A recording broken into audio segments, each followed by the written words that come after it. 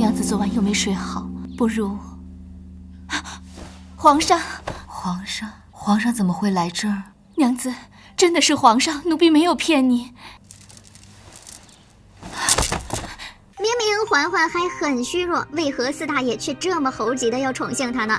这场戏看似是四大爷久别胜新婚，一时动情才爬上了禅房的冷炕，但其实每一步都透露着甄嬛的小心机。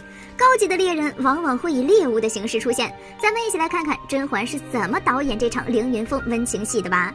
甄嬛和四大爷这一下午的云雨是必定要发生的，就算四大爷不忍心，甄嬛也必得让他中招，毕竟自己等得了，肚子里的娃可等不了啊。四大爷难得出一趟宫，这次机会不抓住，难道要等几个月后肚子大了再自爆？臣妾有喜了。人家问他喜从何来的时候，他难道要解释自己数月前与皇上入梦，孕育子嗣吗？他是甄嬛，又不是芈月，这么绿的理由，四大爷不嘎了他才怪呢。为了完成给孩子上户口的重任，甄嬛打好几天前就开始做准备了。她在甘露寺干了3年粗活，受了3年苦，身体呢又不是很健康，气血两亏，小脸蜡黄，这可不利于以色侍人呐。甄嬛赶紧 call 了石出哥哥过来，东阿阿胶加神仙玉女粉一顿猛补，气色养好了，回宫的本金也就有了。身边的锦汐呢也没闲着，大晚上的跑去京城2环的苏宅，搞定了重要队友苏哲是苏培盛。女神都出面了，苏培盛也要给力呀。他很快就来到了凌云峰，给甄嬛带来了3点情报：一，皇上身边没有新宠妃；二，皇上心里有甄嬛且很重要；三，过几天会给皇上安排一场踏青，约会的机会这不就来了？在梅姐姐、胧月和苏培盛的助攻之下，四大爷欲拒还迎的来到了甘露寺。甄嬛没有浓妆艳抹，没有穿红着绿，任何修饰在这山中都显得会突兀些。她精准捕捉到了四大爷的喜好。好香啊，你好香啊，哪儿有你香啊？用淡淡的茉莉花香加持，清新自然的样子正好符合青灯古佛的环境。四大爷见多了莺莺燕燕，来到凌云峰以后，看见素净又柔弱的甄嬛，难免心生怜惜。再加上身边的锦汐呢一直在强调一件事儿，甄嬛的病不是肺痨，是对皇上和胧月忧思过度落下的心病，心病得用心药医嘛。四大爷的这番宠幸也就顺理成章啦。不过大家有没有发现一个盲点？整个计划中有一个人好像全程蒙在鼓里，你知道是谁吗？甄嬛想回宫，为啥还要瞒着温实初？锦汐，你且送送温太医，我要回宫的事，先别叫他知道。甄嬛下定决心回宫后，第一件事就是找温实初保养身子。一开始呢，补气益血还很正常，接下来这个神仙玉女粉就让温太医有点摸不着头脑了。从前的神仙玉女粉还在吗？这好端端的，怎么想起神仙玉女粉来了？上次甄嬛用的时候还是扑棱蛾子复虫以后，是婉嫔娘娘敷脸的神仙玉女粉。现在又不在宫里，嬛嬛突然要这么个高级护肤品，难道是要开启第3春了？温实初刚发问一句，浣碧赶紧解释，这属于养胎小秘诀，要内外兼修，亲娘好看了，生出来的孩子才会好看。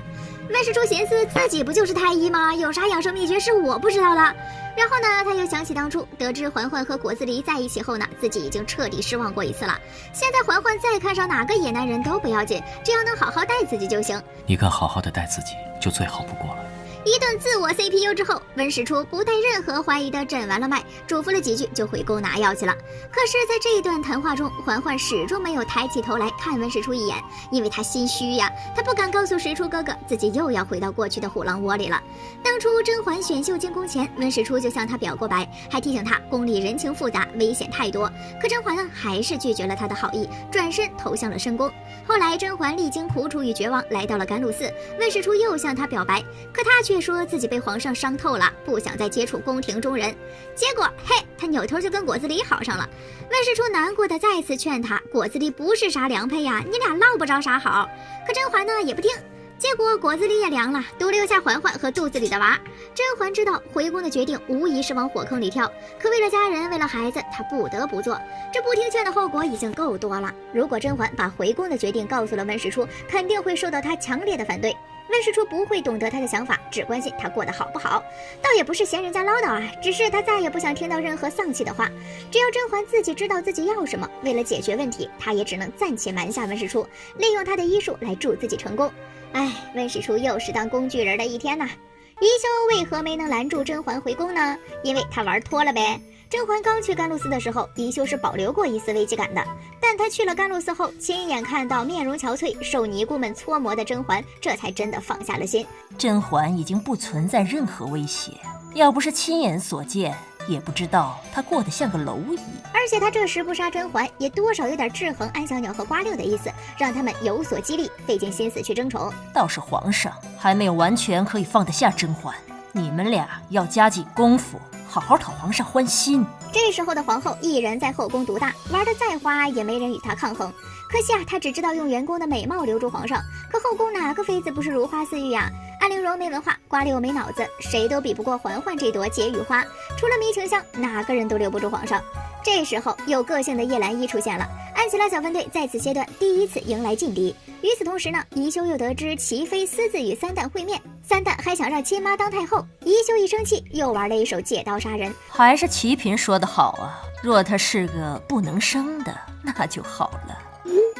他暗示齐妃去绝了叶澜依揣娃的希望，事后呢又劝死了齐妃，把三旦彻底归为己有。这招一箭三雕，看起来天衣无缝，但还是逃不过太后的眼睛。太后劝宜修收敛点，可宜修称霸后宫习惯了，当场就给怼了回去。哎，这不就得罪了一大靠山吗？紧接着呢，甄嬛揣娃要回宫，宜修再次感受到这股冷灶的威胁，赶紧导演了一出微月宴冲月，什么护甲断香、平底摔跤、跳大神起火，那都是张手就来呀。这时候宜修其实只要专心对付甄嬛就好了，奈何他已经杀疯了呀！看见四旦读书比三旦用功，他抬手就是一碗狠活绿豆汤。可惜啊，技能放歪了，四旦没凉，嬷嬷凉了。四旦一收惊跑了出去，正好就让梅姐姐抓住了机会。真不知道是冲月还是冲了皇嗣啊！太后一猜就知道是宜修下的手，于是这次特地叫了四大爷过来，告诉他不必担忧自己，皇嗣更为重要，得尽早接回甄嬛。宜修在旁边还想劝，太后和四大爷都不愿意搭理他，直接开启了对内语音：如何应回，何时应回？你是皇帝，你做主便是了。四大爷被太后打了一针强心剂之后，再也不顾及群臣的反对，连夜定制了一整套的回宫大礼包。这时候宜修再说啥也不合适了呀，只能装出一副贤德的样子。臣妾觉得极好。虽说宜修拦不住甄嬛回宫，真的就是她太飘了，自己给作的。还是太后那句话说得好呀，做人做事都要留有余地，赶尽杀绝会自断后路。好啦，本期视频就到这里啦，宝贝们还想看啥，在评论区里翻牌子呀。